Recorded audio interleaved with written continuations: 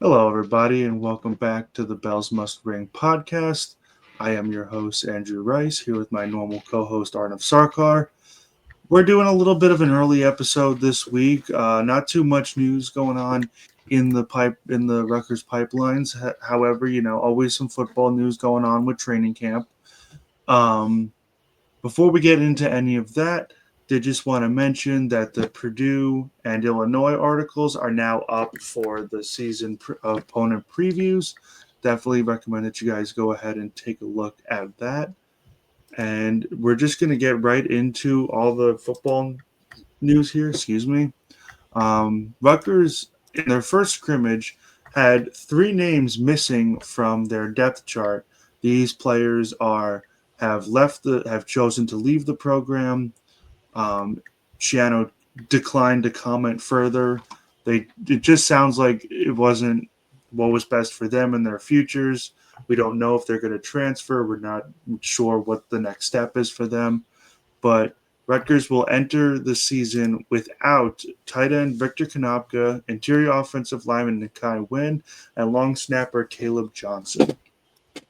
Talking about Johnson first, Johnson Johnson never played for Rutgers. He transferred in from Washington this past season. He only started 9 games over at Washington as a long snapper in 2024. Other than that, he doesn't really have much in terms of playing time. It sounds like Rutgers seemed to have found their long snapper and didn't really have a place for him. It would have always been nice to have a little bit of depth, but it never quite. I think it never quite worked out, and he wasn't going to get the role that he was expecting to get. The two, I guess, perhaps biggest blows to the team are the loss of tight end Victor Konopka and Ninkai Wynn. Konopka was a much more of like a bigger body, an offensive lineman type blocking than he was a pure pass catching tight end. Through 39 career games, he only has 6 passes caught. Um, when he was healthy, because he was injured for a lot in 2021 and 2023, Rutgers mostly ran the ball with larger packages, and him being a bigger body added blocking depth to that position. But with him entering his 5th year, I think it was just time to perhaps explore different options. It obviously wasn't working out at Rutgers. Like 6 catches over 39 games. He probably wasn't in the role that he was expected to be put in. But perhaps the biggest blow to the future of this program is the loss of interior offensive lineman Ninkai Wynn. Wynn was a very highly rated 3-star recruit out of the 2025 recruiting class. Sorry. Um, no, 2024 recruiting class, because it was 2025.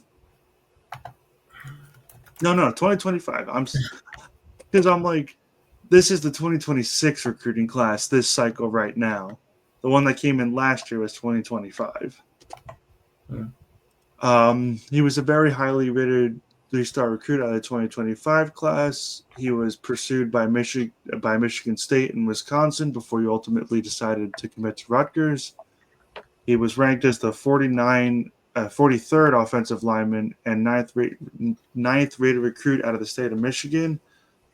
The fact that he was coming into Rutgers with a 6'4", 292-pound frame was definitely something that Coach Flaherty wanted to work with. Um, Definitely going to miss that on the offensive line. Definitely something that we wanted to have for the future, at least to have in a depth role. Probably was expected to take over a starting role over at some point, but he has decided to leave the program as well. Again, not much context as to why these players left. They're just unfortunately no longer with the program. Yeah, I mean, it could be anything, I guess. We don't really know.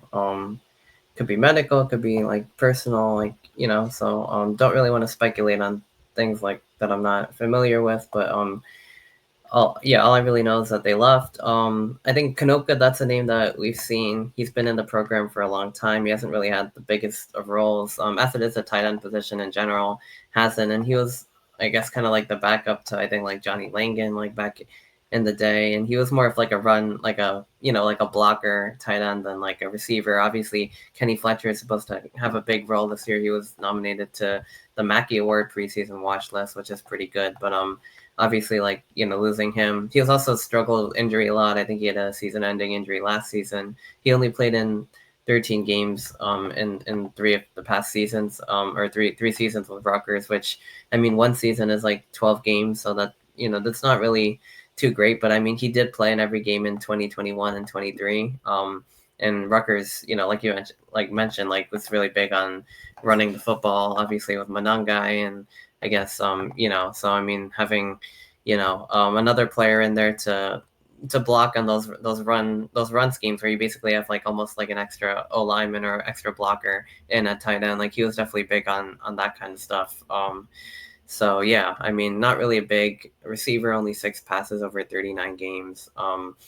But I mean, in terms of win, like that's definitely the one that hurts like the future most, like you said, because he was a former high 3-star recruit, and he was pretty good, but he never ended up making it to Rutgers. He was in the 2024 class, and that could have been pretty good. And then in terms of the long snapper situation, like Caleb Johnston coming in from Washington, that would have been interesting. I mean, because we played them, but in terms of the snapping, I mean, they have like a couple backups.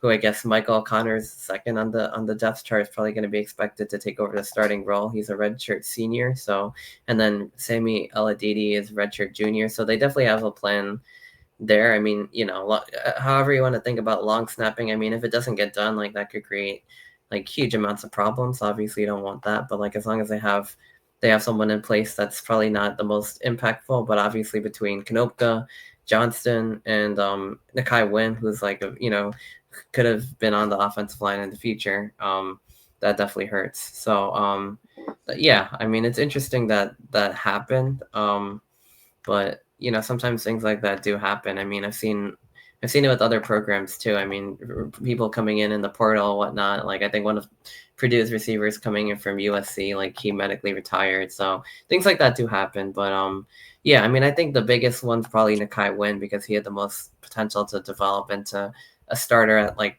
a more, I'd say, like out of the three, like the most important position in terms of like football games and stuff like that. And then Kanoka obviously has been a veteran on the team, and then Johnson, as a long snapper. I mean, they do have the depth, I guess, to recuperate for losing him.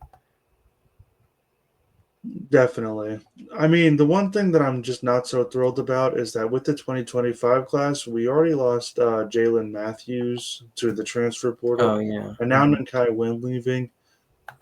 You never like to see two of the same position um, go just like that before they even play a snap at Rutgers, but I feel like Right. that's a part of the new reality of college football. Um, it's an unfortunate reality, but I think it is part of the new reality with the transfer portal. If they have a hint of something that they don't like, they're gone. You know, Yeah. but Yeah. when it comes to Konopka, Konopka, because especially when you factor in Kenny Fletcher and Colin Weber too. We're coming in Colin from Weber, Charlotte. who's Yeah. expected, Hmm. who's rated right now as like the number 41 overall best tight end in the country. It's something like higher up like that. I don't quote me on that. I'm trying to remember something that Richie O'Leary said on the night report. I think it was like 40. It was like 40 to 45. So Yeah. he's going to see significant minutes too. Um, and with both of them getting all of that, plus Tyler Needham filling the position of a blocking tight end last season, he's only seeing his playing time dwindle. Because from what I hear, Ryder Langsdale is really pushing Tyler Needham for that left tackle spot.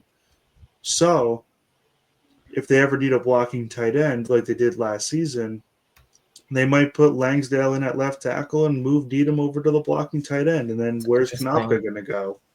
Yeah, that's true. But yeah, yeah, it could be. But I mean, I guess they won't really have to worry about that problem anymore, considering he left the program. So yeah, I never really thought about an O lineman like in that role. But I mean, I guess if it's mainly like as a blocking tight end, like that definitely could happen. Like especially the way Rutgers tends to use their tight ends. Like I would, I could definitely see that happening. Yeah.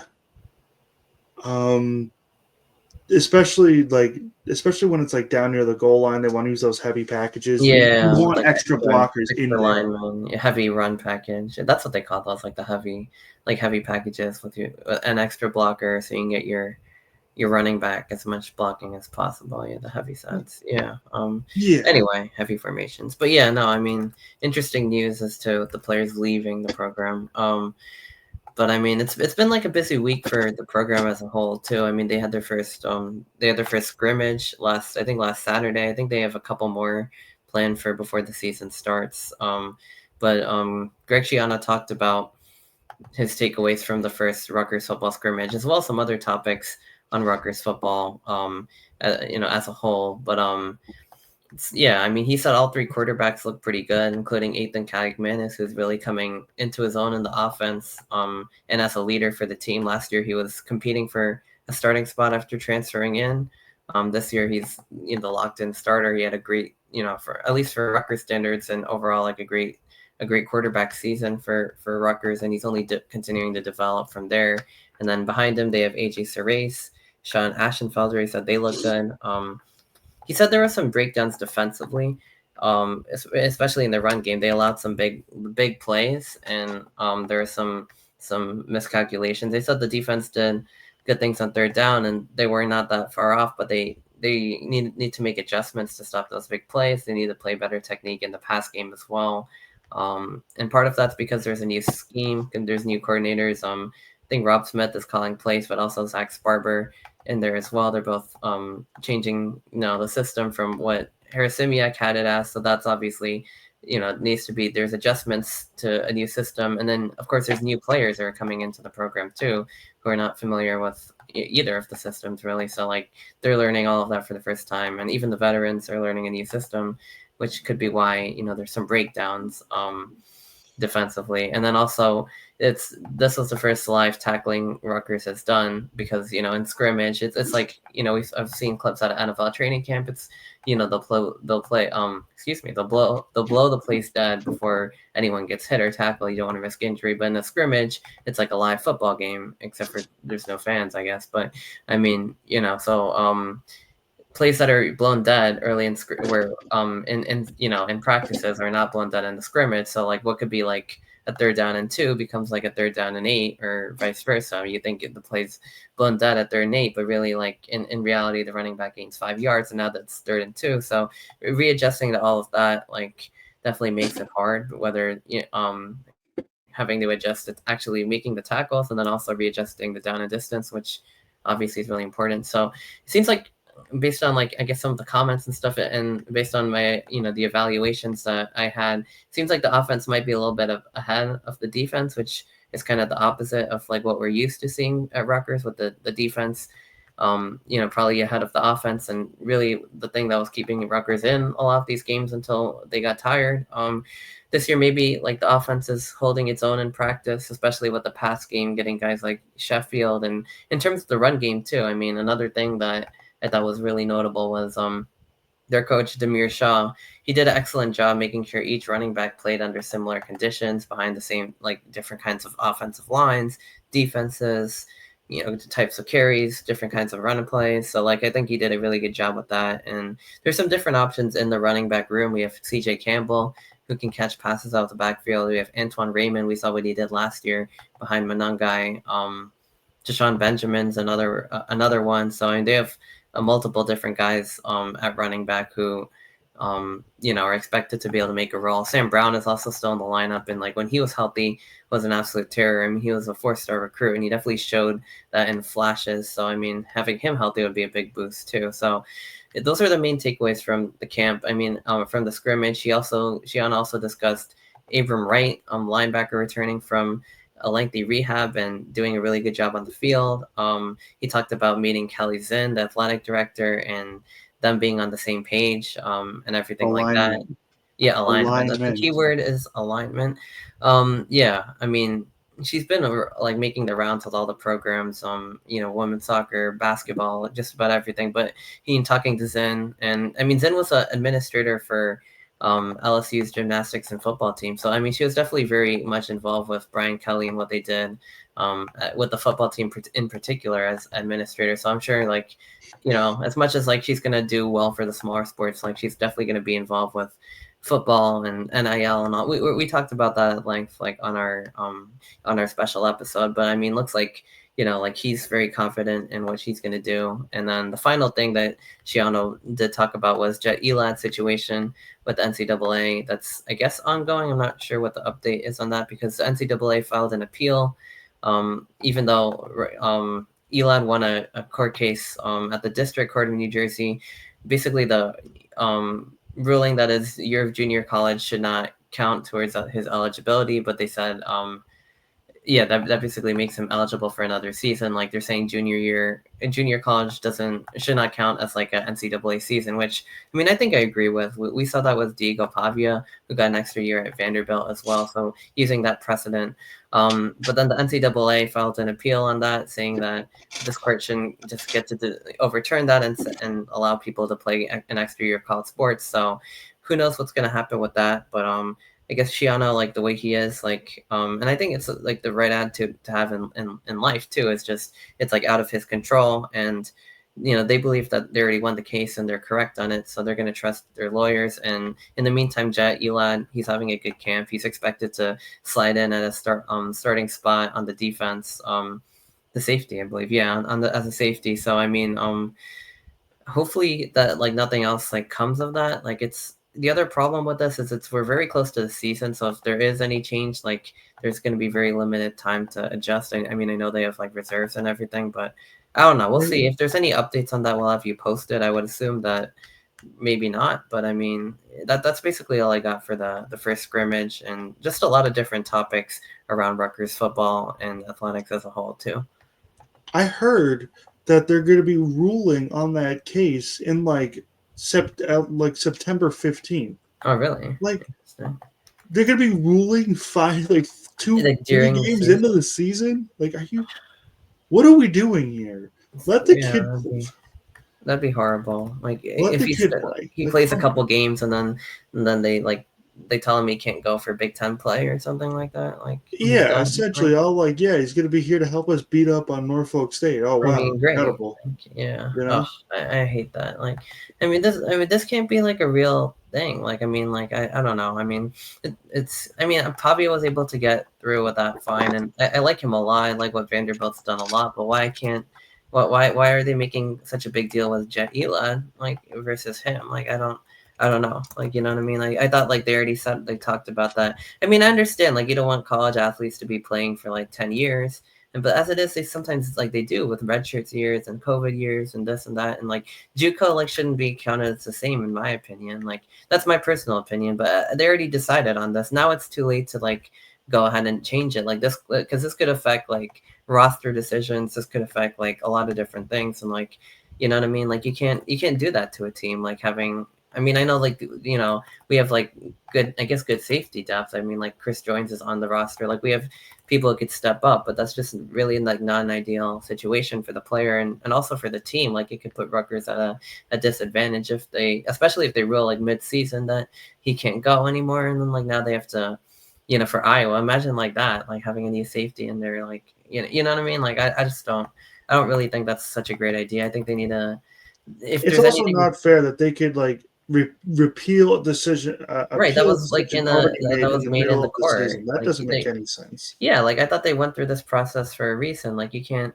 And if they were to do that, there should be like a reasonable time limit, because this could affect like I said, this could affect the season. This could affect how Rutgers approaches things. Like, I don't know, you know what I mean? Like, it could affect a whole lot. But anyway, like Schiano did say, like, if it's out of their control. I mean, they deal with like eligibility things like that. I remember there was something like with Nassim Brantley, like where he was ineligible. Like you just have to kind of go with the flow on this a little bit, but at the same time, like, I mean, I really do hope he's going to be able to play. Like he's one heck of a player. He played really well for UNLV, also formerly of Ohio, which is interesting considering we're playing them first. I did not know that about him, but yeah, I mean, I think he's ready to go. He looks like, when we got him in the portal, I was very excited. So I really do want to see him on the defense. It's a very transfer heavy defense as a whole. I mean, the offense is more continuous and there's a few transfers coming in there. Some more in the depth on the offensive line, but in terms of starting lineups, only two, like Sheffield and Campbell, coming in as transfers. The defense, like all like four positions on the D line, three in the secondary are all transfers. So it's going to be very interesting how that all plays out. But yeah, I mean, like I said, Hopefully he can play because this is yeah, ridiculous. it really is. Like I don't know what other like way like I could say that. I mean, it's a big time with ruling on things because like I think the NCAA also handed down their punishment for Michigan on the sign stealing thing back in 2023. So, which was, I guess, lighter than maybe some would have whatever. But I never really thought Michigan was gonna get dropped with anything like that bad, to be honest. But They should have got the SMU penalty. the death penalty, yeah, No. yeah, and they kind of got off okay. I mean, that's all I'm gonna say. But I mean, I guess it's kind of, yeah, it's just It's I think hard they to punished punish a program when the coach that orchestrated a lot. the issues isn't even there anymore. Exactly. I mean, I think they got the people like the, with Jim Harbaugh and with Connor Stallions. They got all the people that were involved, and you don't want to punish the current team for something that they're not responsible for. I mean, they gave them a big fine.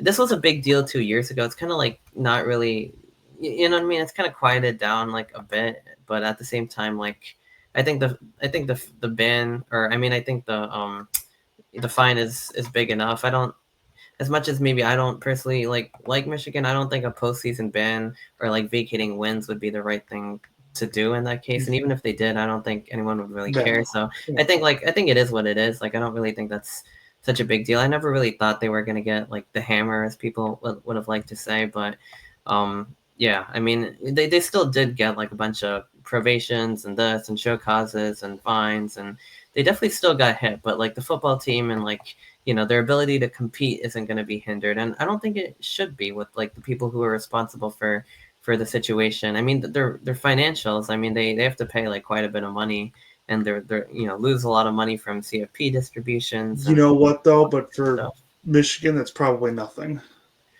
Yeah, yeah, but I mean, I don't. Yeah, that's true. It's probably not much. I mean, they're gonna lose a bit of money in revenue, and they're gonna have to pay a $20 million fine. But I don't think like their team as a whole should not be able to compete in the playoff this year, or they should have had their wins vacated back then. And even if they did have their wins vacated, I don't think anyone, like their fans at least, I don't think people would really care. I mean, they'd still be the national champions. But anyway, that's the whole Michigan thing. I mean, in terms of in terms of Rutgers, like hopefully with Jet Elad, like nothing crazy happens, like especially mid-season. Like I mean, what I mean, it's just too much. Like if they, what I mean, like they really should have like not gone back into this. But if they are, they need to like make up their mind like before the season starts. Otherwise, like it's just gonna like get even more ridiculous in my And opinion. that's going to lead to them getting buried in lawsuits, probably from the Elad family, if they're going to do that in the middle of the season. That's Yeah, going no, to be a that's not that's horrible look not for them. that's not right. Yeah. Anyway.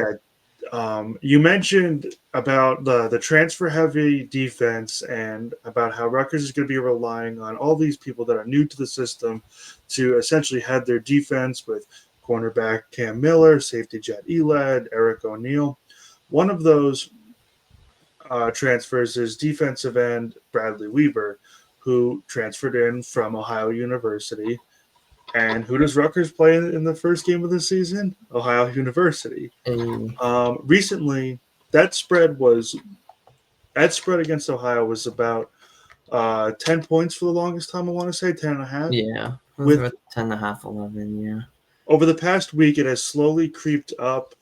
It was at 13.5 at one point. Now it is at 14.5. With that spread getting creeped up ever more and more as we get closer to game day, what do you think that says about Rutgers' odds, how the game's going to go, Ohio as an opponent. What do you think that says?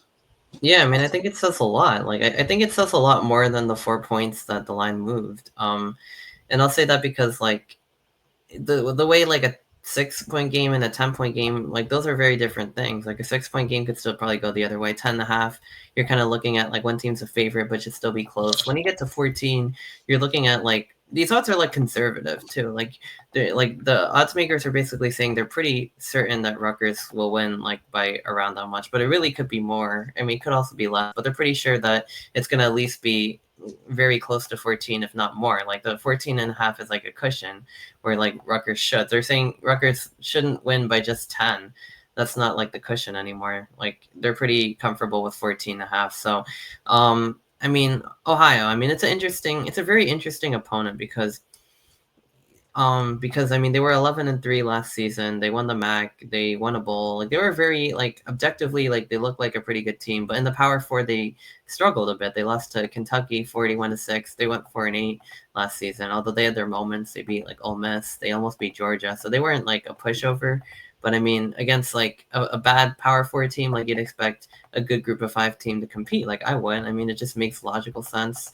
And maybe some emotional sense too. But I mean, they kind of got blown out. But then their other Power Four game against Syracuse, that was a ranked opponent, but they lost 30-22, and that game was, I guess, competitive in the first half, and I think Syracuse pulled away in the second half. I would expect this game to be more like the Syracuse game, especially in the opener, rather than the Kentucky game. However, I think the big reason, well, there's a few different reasons why the line moved up. I think number one, this isn't the same team as last year. They're bringing in a new coach because their old coach, Tim Albin, left to take the Charlotte job. So their offensive coordinator is coming in. Their offense brings back some of their top players. They bring back one of their pass leading rushers, say Bangura. Their secondary looks good, but in the trenches, like they're replacing a lot of their offensive line. They're shifting people into new positions. They're bringing up some of their reserves from last year in the starting roles because some of their top transfers graduated, and they're going against. We mentioned Eric O'Neill and Bradley Weaver, the former Bobcat. Rutgers is also bringing in new transfers, but their transfers are like Ohio level, maybe even better. They're like top of the Group of Five transfers coming in, getting ready to make a huge impact on that front versus a new, fresh offensive line. That's advantage Rutgers. On the other side of the ball, Rutgers continuity on the offensive line. They have a solid starting five. They have depth, but really their solid. Their starting five is probably as good as it's been in a while, and going against a new defensive line because a bunch of Ohio's best pass rushers, their edges, have transferred out, and a couple have also transferred in that are, I think, supposed to be pretty good, but like not to the level of Rutgers guys, and it's going to be their first time going against so these new transfers on the defensive line too, going against a solid Big Ten offensive line. So just like the other side of the ball, that's also advantage Rutgers. You have a Big Ten line with experience, Big Ten size, everything, continuity, chemistry, going against new transfers on the defensive line that are probably going to be slightly undersized to Rutgers. That's advantage Scarlet Knights. And then on the other side of the ball, the defensive line transfers going against a fresh new offensive line. That's probably even more advantage Scarlet Knights. So trench-wise, I think Rutgers, I think that's why this is the line has gone up from 10.5 to 14.5, because I think if it was 10.5, I think there would be some sort of expectation that the game would be close, that Ohio has like a puncher's chance. Like I think this kind of like allows Rutgers fans to breathe and say, like, we should have this. Like I'm not saying it's going to be a blowout. You can't guarantee that. I can't overlook anyone, especially a team like this. I would never do that. At the same time, I don't think Rutgers fans should really have to sweat. Like, yeah, this is a conference champion, but they've lost a lot. If this was last year's team, I would say 10.5, 9.5 would be a good line. I think this year's team, 14.5 is going to be a good line. I would expect a win by, maybe 14 to 17 points. I mean, if it becomes like 20, 30 points, I'd be a little surprised. I think maybe then Rutgers is either better or Ohio's worse than we anticipated. If it's like a scare, then maybe it's the other way. Rutgers is a little bit worse, but I would expect a comfortable but yet competitive victory, which I think is going to be good because, they'll still get tested and they'll get themselves prepared for Big Ten play, but it won't be like a struggle, like a real upset alert game. I think when the spread was 10.5, I think there was some potential of like, yeah, maybe like Ohio, like, they're gonna push Rutgers right to the end. They might lose by 7 or something like that, like, or like a 1 score. Like I think now it kind of signals like Rutgers is the better team. They should win comfortably, but it's not going to be like a pushover. So that's my thoughts on like the line moving. It really it's a bigger shift than just 4 points. It like shifts the whole mentality of like what Rutgers fans should think going into the game. I like how you worded that. Comfortable yet competitive. That was Yeah. that's a pretty good sum up for what we're expecting out of this first game. I mean, to be fair, I think that Rutgers is probably going to beat that, 14 I and think a they'll half probably cover point it. favorite. Yeah. I mean, don't go out and bet with my picks because if you do, you're probably going to lose money. But Yeah. yeah, I think Rutgers should be able to comfortably get over that hump. I just don't. It's not going to be a complete One walkover where they shot. just completely Yeah. bull rush them. And even then, like against like Howard in the opener last year, that was supposed to be more like that. And if you remember that, Howard was like very much in that game in the first half, and they were Rutgers. I think they were tied. Rutgers got ahead 14-7, 17-7. I mean, that's like one thing I'm a little bit worried about because like if if that happened against Howard, like Ohio's a bit of a better team. Like it might. Ohio might have something to say about that. So I mean, it's about getting off to a fast start, in my opinion, I'm too. not too worried about that personally because I don't think the offense is going to start out slow.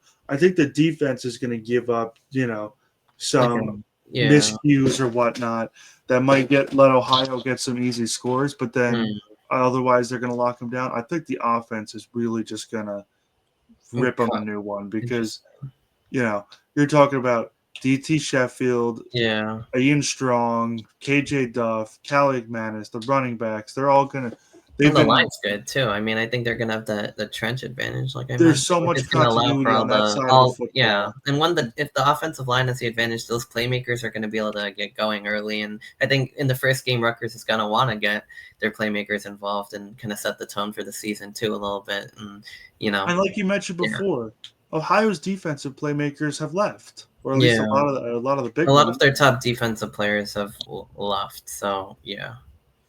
So I think the offense, which has already spent a year together, essentially, is going to be firing on all cylinders. Yes, DT Sheffield's a new piece. Yes, CJ Campbell's a new piece. But everybody else in that offense, pretty much, has Yeah. been working together for 2 seasons now. It seems like, Yeah. or what's going to be 2 seasons now. So I don't think they're going to have much of an issue putting up points on Ohio. I think the Right. defense is going to need some time to figure some things out. I think that's I why it's agree. going to be competitive. I wouldn't be surprised if this was a very high scoring game.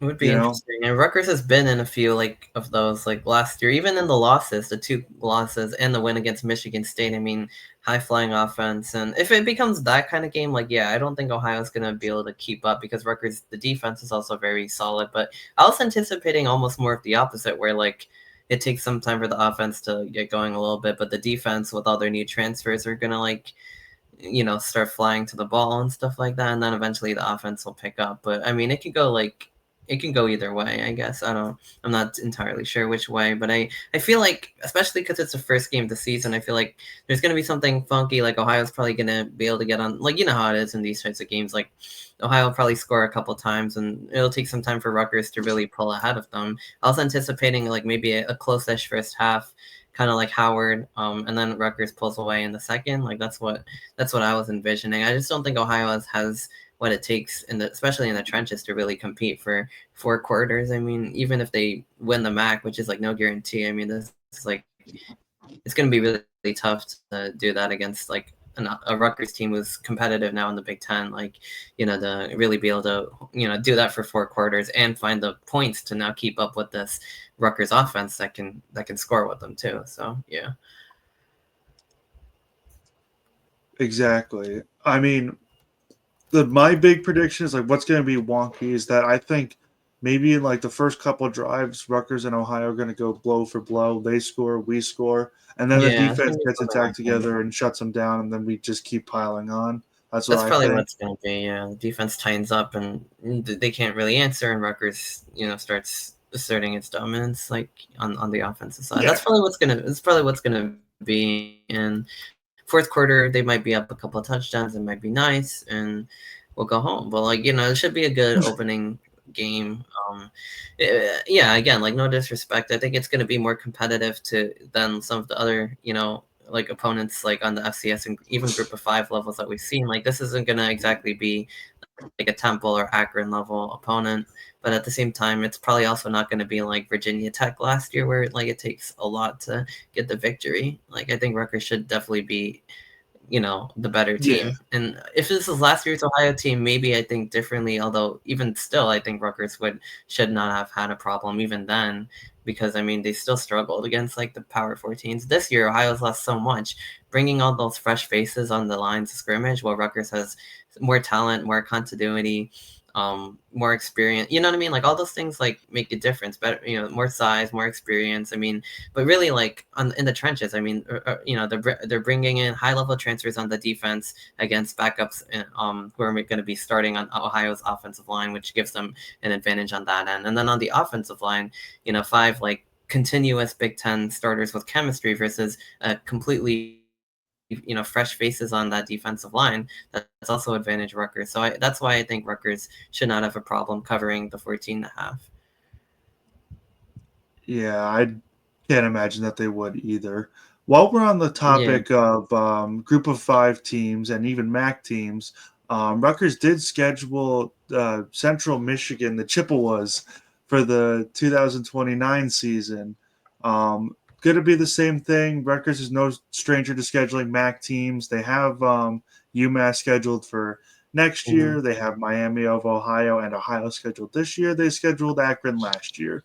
So they're pretty common to playing MAC Yeah. teams. So there's no surprise that they added Central Michigan. Even though this is the first game that Rutgers has ever played against the Chippewas, there's no surprise there that they were able to schedule them. Um, was there anything else you want to talk about football related before Um. we move? We take a quick pivot over to women's soccer. I don't see that much on here. Yeah, not like a whole lot more. I think. I mean, yeah, Central Michigan. That's another MAC component, so they're definitely going on that trend. And they have Boston College next year for away in at BC, and then home 27. Howard also comes to town next year, so that's kind of a look ahead. This year they were playing for ranked opponents. The AP poll came out. Did want to mention that because it's really exciting for just college football fans in general. See the numbers and everything, and Rutgers will likely have 4 cracks at knocking off a ranked opponent, but it's just going to be a brutal back end of the schedule. I mean, we're kind of talking about the start of the season and why Rutgers is that much better than Ohio, but Ohio State's a little bit different. Penn State's supposed to be really good. Talent wise, I mean, some people might think they're even better than Ohio State. Jury's out on that one, but 2 and 3 in the country. Illinois is 12. Oregon 7. That's our homecoming game. Night kick. So I really feel like Rutgers is going out of their way to, usually a homecoming game is a 12 o'clock kick, maybe 3:30. But usually it's like, I think it's usually been 12. But this year they're really trying to get not only the homecoming crowd in, but like a night game, basically an evening to night game, to try to get as many Scarlet Knights fans into the seats for that one. It should I be thought you were good. going to say they're trying to make it so we can get our butt kicked in prime time. Oh man, yeah. No, I think they want to try to create as much as a home environment advantage, get more of the casual fans in there, like do everything that they can to make it like a big stage for Rutgers, because as it is, homecoming's already a big deal. But they wanted to add some extra juice to it, get the fans more time to tailgate, enjoy themselves, and then get the team more competitive too. And like those things can make a little bit of a difference. And I mean, Rutgers going to need it. Oregon's ranked 7th. They're going to be still one of the top teams in the conference. Last year they went undefeated in the Big Ten, until they eventually lost to Ohio State. But yeah, I mean, I think the sneaky one here is Illinois, at 12. I mean, they're a bit higher than they even were last year when Rutgers lost to them. So Rutgers obviously, the timeout call and everything, the blitz call, like a lot of painful memories. But I think this year's Illinois team is going to be a little bit better, so it's going to be harder to pull that kind of upset. I'm really high on the Illini. I feel like they could be a college football playoffs team potentially. I mean, they're at least They're a definitely a sleeper. dark horse. A dark horse, yeah, is the word. Yeah, I mean, I don't really see a lot of losses for them. Like Ohio State, they play Indiana. That could be a loss. It might not be, and they play Duke on the road. I don't know exactly how Didn't the Big good Duke is Ten going to land be. 6 teams in the preseason Like, top yeah, 25? Indiana and Michigan also made it into the Yeah, poll. that's crazy to think Yeah, about. pretty 6. That's an pretty good. entire fifth of the preseason top 25 that belongs to the Big Yeah, Ten. one Take third. note on that, SEC fans. Take Yeah, note. one third of the conference is ranked, but Illini, I mean, that's going to be an interesting team. Like I said, I don't know. Their schedule shapes up favorably. They don't play, I think, like some of the other top teams like Oregon and Michigan, and they play Ohio State. I don't think they play Penn State, but anyway, I mean, I guess the point is like, they'll probably be favored in that Rutgers game, but Rutgers is pretty close. I mean, the only losses I could really see for them is like Ohio State. Indiana potentially that's going to be a huge game for like playoff purposes, and then against Duke, I mean, I don't know exactly how good Duke is supposed to be. I think they're supposed to be pretty good, but I think Illinois is still going to be favored, so they have a real chance to go like 10-2, maybe 11-1. I don't know, but I mean, I mean, in terms of Rutgers, like that's going to be a tough one. I mean, it's going to be harder to pull the upset on the road against a better Illinois team this year than it was last year. Can it happen? Like, sure, maybe, but I mean, I don't know. I still see the Rutgers does need to obviously, like we mentioned, take care of the non-con slate as they have done in the past, and they need to beat Purdue and Maryland. And then the stretch between Iowa and Minnesota and Washington is going to be huge because those aren't really like the best of the best. They're also like they're teams that are in Rutgers league. So whether it's getting the first ever win against the Hawkeyes or getting revenge on the Gophers, which might be one of the easier ones. Washington has improved their roster a bit. That one might be tough, but again, not really out of reach by any means either. So I mean, that's probably like your key stretch you're looking at. But yeah, 4 ranked teams. To make a long story short, Ohio State, Penn State, Illinois, Oregon. Iowa got some votes in the poll. They got 5, but they're not ranked. Iowa State is. So I mean, I think that Cy-Hawk game is going to be one to watch this year to see where exactly Iowa is, how their offense is against a quality opponent. I mean, I think that's going to say a lot. I'll have a better Rutgers Iowa prediction for you guys after I see that game or see how the game goes, and also how Rutgers does. But I'm excited to see how the Cy-Hawk goes because Iowa State runner up in the Big 12 last year. They're supposed to be pretty good. They start off the season against ranked Kansas State in week 0. I mean, it's a good measuring stick game for Iowa. If Iowa like beats them and the offense looks really good, I might be a little worried. If they lose to them, they're still probably going to be favored against Rutgers, but it's probably going to be very narrow. And Rutgers definitely, I think, would have the potential of knocking off the Hawkeyes. But we'll see. We'll see how that goes. That's 4 ranked teams and potentially maybe a chance for Iowa to be ranked or someone else to sneak in there, depending on how the season goes. But as we know, 4 teams are currently ranked, and we'll see if Rutgers could break any of the long streaks that they have. They haven't been the top 25 team in so long. They haven't been ranked themselves in so long. I have the stats because I wrote the article. They haven't been a ranked team since taking down 23 South Florida in 2009, November 12th, 2009, when they were in the Big East. And they also have not been ranked themselves since the final week of the 2012 season, which is the longest drought among Power 5 programs and the 15th longest in the FBS, which includes all of the Group of 5 schools that we were just talking about. So can Rutgers break that streak this year? Maybe, potentially, but I mean, it's definitely going to be a tough one. I would see them. I guess I'd probably be happy if they were able to knock off any combination of Iowa, Minnesota, Washington, even if they lose those 4 games. If they can even win all of those, that would be good. Can they beat a ranked team though? We'll see, because I mean, if they do, then obviously that ends a lot of streaks and it puts Rutgers on the map, and we definitely all love to see that. If Rutgers goes 6-0 up to the Oregon game, they're Yeah. going to be ranked. Yeah. I don't care if I they think it's haven't gonna be played hard anybody to yet.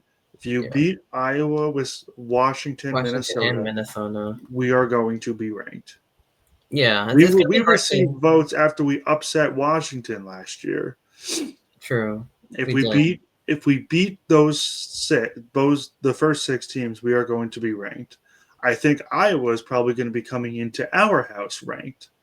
I think they probably will, especially if they beat Iowa State, who's currently ranked. Then I would assume so, yeah. Exactly. And they have won on the road. Like I think the road team in that series has won every game the last 4 years. It's like a weird stat. And this year Iowa's the road team, so we could see a Hawkeyes win for that reason. I don't know. Like I said, it's going to be a big test and to see if Iowa's really up to the medal this year.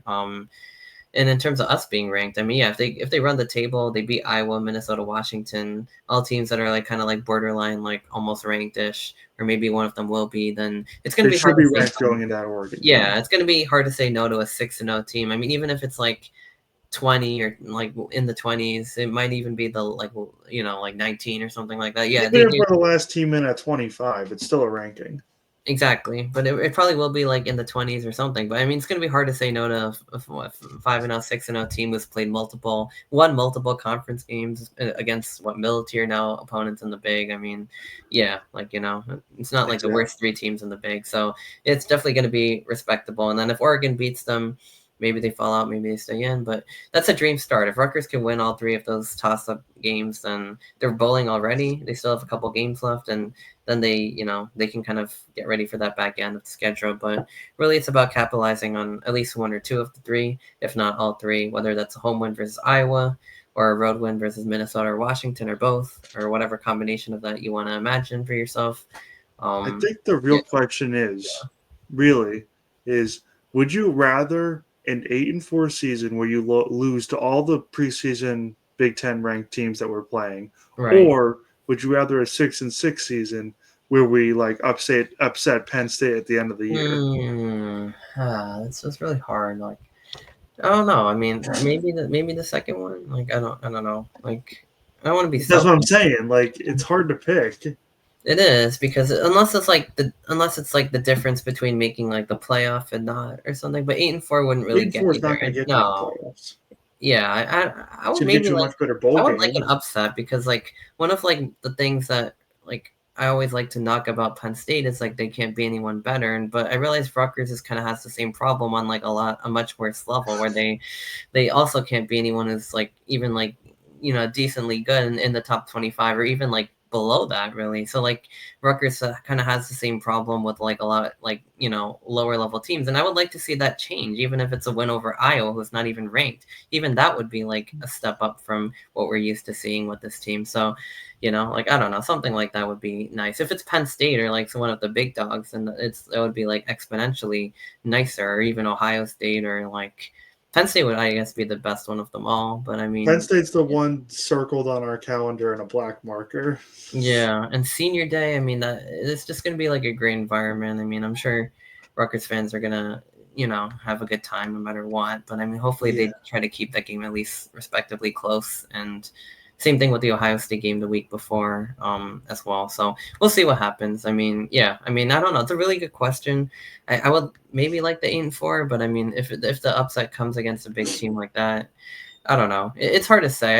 I really do want Rutgers to, at the very least, like win games like Iowa, Minnesota, Washington, like the games that are like toss-up-y. And then if they lose to the higher tier, then like so be it, I guess. But if they can't, if they could at least do that much, if they can't do that, it's just gonna feel like a little like a little downish. But it depends, I guess. I mean, it depends.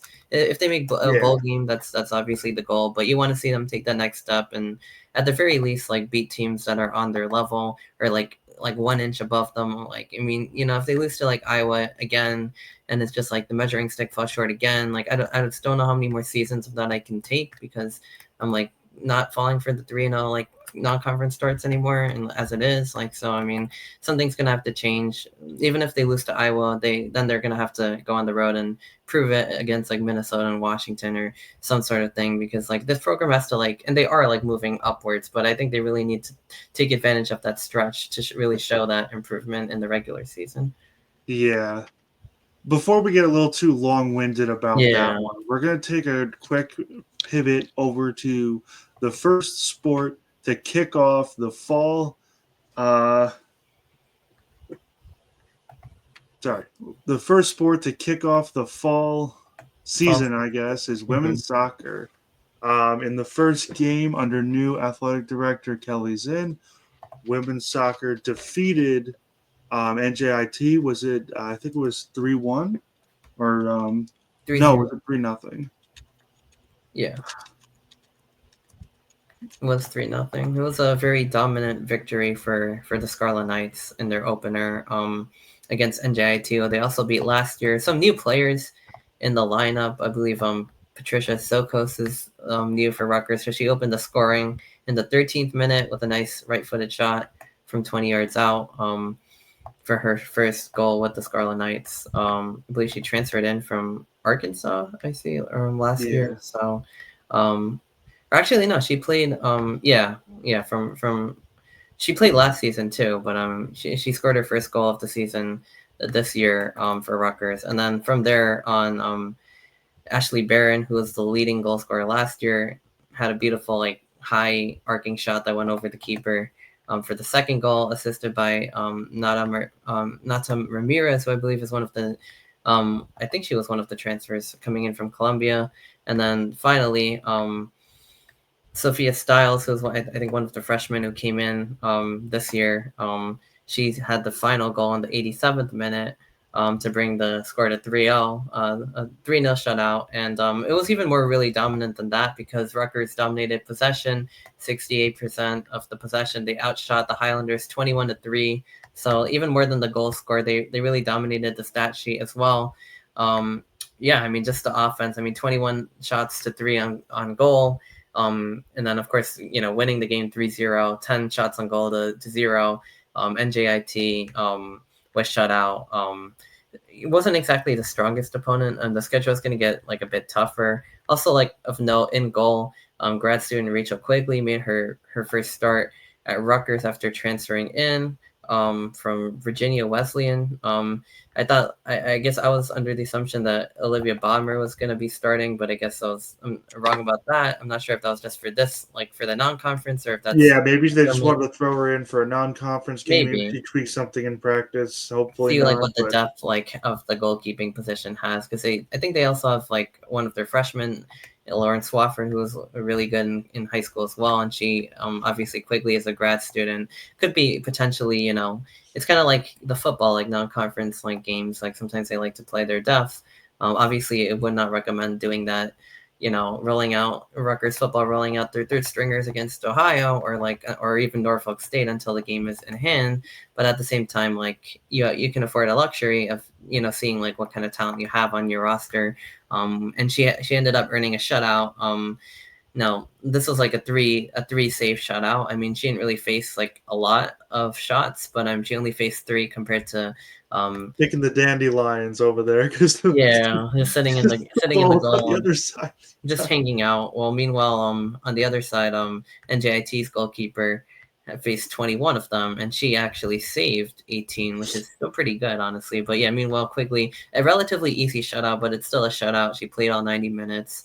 It's definitely confidence boosting. She still made 3 saves. I mean, if those 3 went in, it's like a tie game if you think about it. So I mean, not like she didn't do anything at all. But yeah, so like a relatively easy shutout for Quigley. 3 goals for Rutgers. Some of the new players getting involved.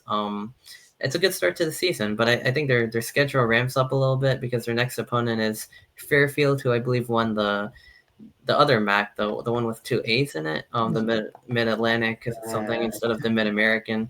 So the MAC with 2 A's against Fairfield, their conference champion. I guess similar to football. Still might not be up to the mark of like a Big Ten team, even though they're the conference champion, but still like a step up from where NJIT is. So it should be an interesting one. And then after that, they have at Princeton versus Air Force. They played 3 non-conference tournament teams, or teams who made the NCAA tournament, who are in the non-conference lane. I think like 6 more in the Big Ten. And then Fairfield is one of those that made the tournament. I believe Princeton and UConn are the other ones. And UConn was actually the team to knock out Rutgers last year in the tournament. So like a bit of a revenge factor game there. So yeah, Rutgers women's soccer, I mean, they're off to a good start. They have a lot of matches. I mean, by the time September starts, they'll have already played like like most of their non-conference games. They'll have quite a bit under their belt. So definitely a lot for us to talk about and cover. It's good to see the women's team getting off to a good start once again this year. Absolutely. And did just want to point out they did name their 3 captains in Olivia Bodmer, Gabriella Gill, and Allie Post. Post has been around the team for a while. Definitely earned Bodmer's second season as captain. She was named to the 3rd team All North Region, Big Ten All Tournament team, and Academic All Big Ten standout goaltender. That's why I'm pretty sure they're just playing depth because you have all those accolades. They're not just gonna I don't think they would like bench like Bodmer to like permanently forward quickly. As good as quickly like may or may not be, like they wouldn't just bench like an all conference performer like that, but it's probably more for practice and to see what kind of depth they have and what she could do. No, exactly, because they're not going to do it with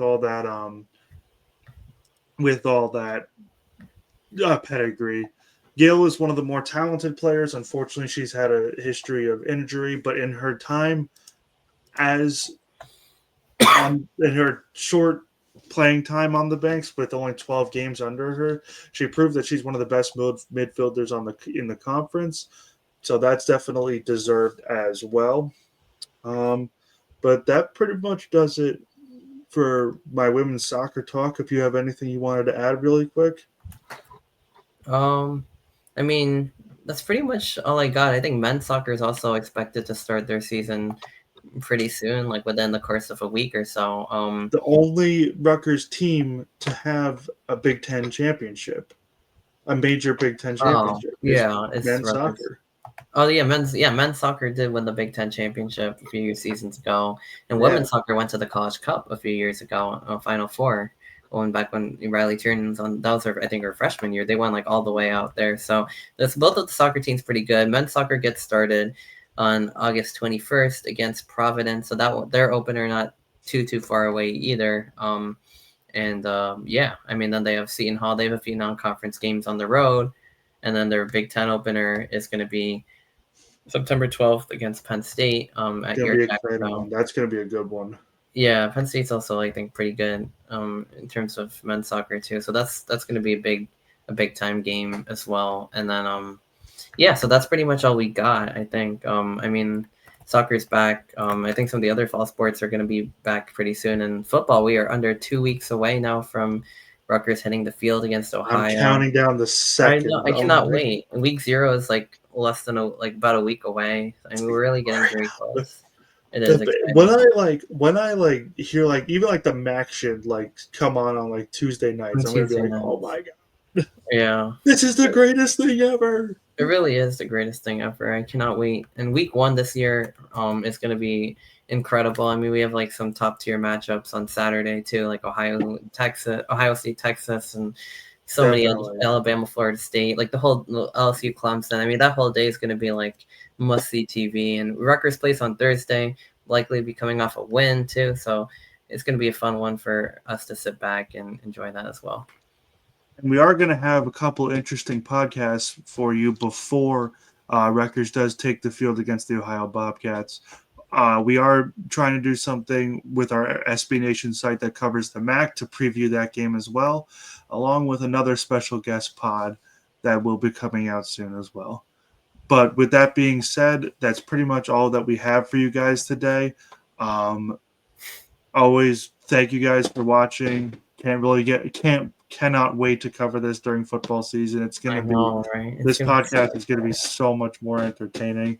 There's going to be laughs, cries, hopefully more laughs and cries. Some special guests, week to week previews, all the fun stuff that football season can bring. I mean, we'll have each week we'll be previewing, we'll be recapping and talking Rutgers football and the other teams too, women's soccer, men's soccer, everything like that. Absolutely. But that does it for us here today. Thank you guys again for watching. And as always, the bells must ring.